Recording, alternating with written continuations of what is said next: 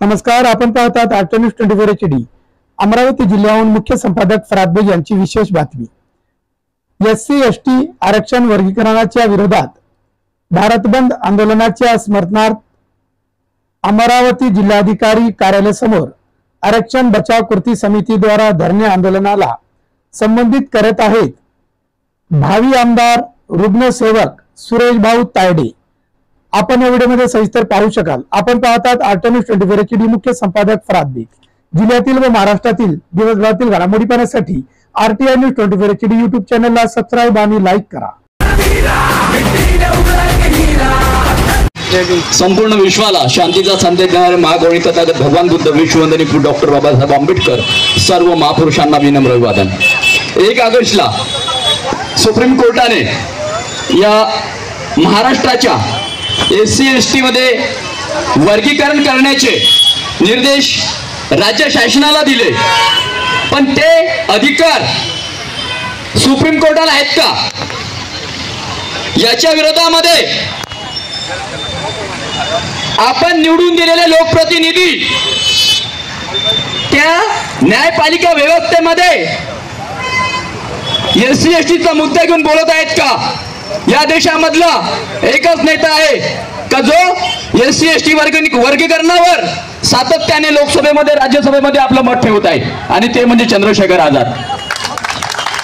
आम्ही अमरावती जिल्ह्यामध्ये आमचे खासदार आहेत, आमचे आमदार आहेत, एकही लोकप्रतिनिधी त्या विषयावर बोलायला तयार नाही। त्यांचा अमरावती आरक्षण बचाव कृती समिती जाहीर निषेध करतो।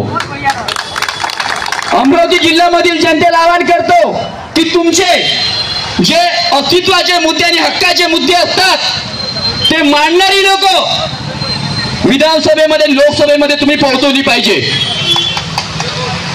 बैल माणसं जर पोहोचवली तर जी परिस्थिती निर्माण झाली ती या लोकप्रतिनिधीमुळे आपल्यावर आलेली आहे। जर लोकप्रतिनिधी सक्षम जर असते तर आपल्याला इथे या ठिकाणी आंदोलन करण्याची गरज नसती। आणि दुसरी महत्वाची गोष्ट म्हणजे आपण बांगलादेशमध्ये पाहिलं असेल की 2 घंट्यामध्ये तिथल्या पंतप्रधानाला राजीनामा द्यावा लागला, 2 तासामध्ये, आणि या ठिकाणी राजीनामा द्यावा लागला का? तिथे एवढा आक्रोश झाला कारण त्या ठिकाणी तिथल्या जनतेचं 94% आरक्षण रद्द केलं होतं। किती केलं होतं? 94% आरक्षण।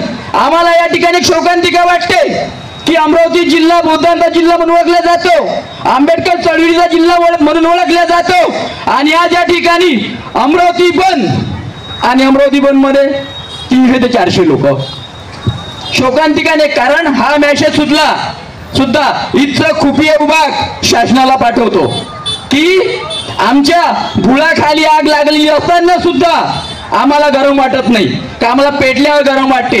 आमच्या जेव्हा पूर्ण शरीर जळते, आमचे घर जळतात, आमचा समाज जळतो, त्यावेळेस आम्हाला जाग येते।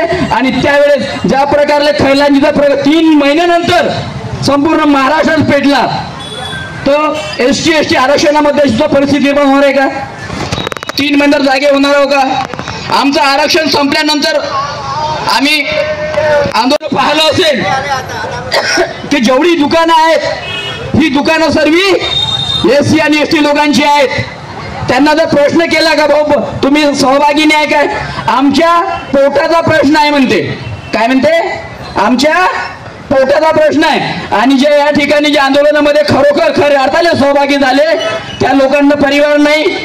खरोखर ज्या आंदोलनामध्ये जे लोक आज या ठिकाणी प्रामुख्याने उपस्थित आहेत त्यांचे मी अमरावती आरक्षण बचाव कृती समिती वतीने जाहीर अभिनंदन करतो आणि आभार व्यक्त करतो। आपल्याला एक विनंती करतो की अमरावतीची ताकद इथल्या जिल्हा प्रशासनाला, इथल्या पोलीस प्रशासनाला आणि महाराष्ट्र सरकारला दाखवल्याशिवाय जमणार नाही।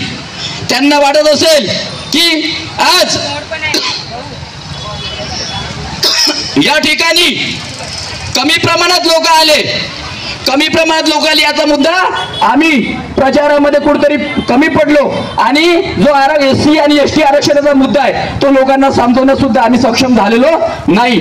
आम्ही या सरकारला या ठिकाणाहून जाहीर एक आवाहन करतो की जर SC ST मध्ये जर त्यांनी वर्गीकरणाचा विषय जर पास केला तर ज्या प्रकारे बांगलादेशामध्ये झालं ती परिस्थिती सुद्धा आम्ही महाराष्ट्रावर निर्माण करू. धन्यवाद.